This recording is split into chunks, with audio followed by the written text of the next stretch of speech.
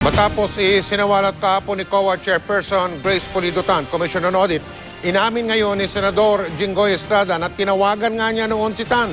Pero ang paliwanag ng Senador, ang pakay niya noon ay humingi ng special audit sa pondo ng City Hall ng Maynila at hindi ang paggiling na magtalaga ng kanilang auditor. Nakatutok si Joseph Morong. Kinumpirma ni Senador Jinggoy Estrada na tumawag nga siya kay Commission on Audit Chairman Grace Pulido-Tan pero hindi para humingi na italaga ang isang kakilalang auditor kundi para sa isang special audit ng pondo ng Manila City Hall dahil baon daw sa utang ang lungsod. Pinaparating lamang daw niya ang hiling ni Manila City Administrator Simeon Garcia na dati niyang Chief of Staff. Git din ni Manila Mayor Joseph Estrada, ama ng senador, na hiniling ang special audit dahil gusto niyang malaman bakit may pagkakautang na 3.5 billion pesos ng Maynila maliban pa sa 613 million pesos sa Meralco at may nilad na 57 million pesos. Pero sabi ni Tan, may inirekomendang tao si Senador Estrada para sa City Hall.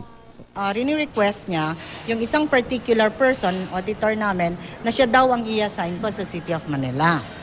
So sabi ko, sir, tingnan ko ho pagbalik ko. Pero hindi ko inassign. I think I recommended two names. Hindi ko kilala yun. Okay?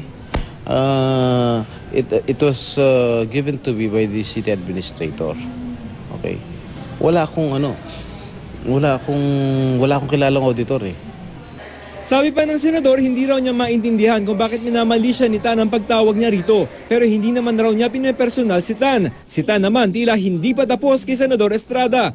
Siya naman ang bumira kanina sa unang anibersaryo ng programang Citizen Participatory Audit. Akse lamang daw sa oras ang dinaluhan niyang budget hearing sa Senado.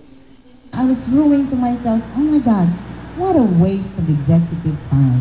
You know, all these things that you have to go through just to get your budget, and I don't think that there was really anything of national interest or significance there.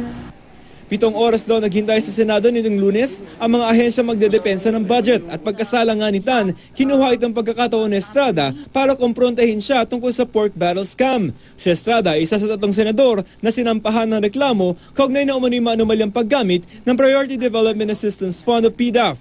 Kaya sabi ni Tan, kung maaari lamang, ayaw na niyang tila nang hihingi ang COA ng budget sa Kongreso tulad na nangyayari tuwing budget hearing. Ang gusto ni Tan, automatic appropriation o otomatikong lalaanan ng budget ng ahensya. Tinatrabaho na raw ng COA na palitan ng kanilang charter. We are already at a disadvantage. Mahirap daw kasi na sa mga senador o kongresista humaharap ang COA para manghingi ng budget. Nakita nga raw sa issue ng pork barrel scam na pwedeng magbangga ang COA at ang Senado at Kamara. By the very nature of our work, because we are accounting for the people's money, no? Ang talagang matatapakan namin dyan, o makakabangga namin, if I may use the term, no? Ay mga nasa gobyerno, politiko.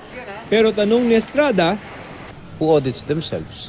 Kung meron silang irregularidad, siyempre matatakot yung resident auditor nila sa chairman o sa mga commissioners. Baka ilipat sila o tanggalin sila sa pwesto.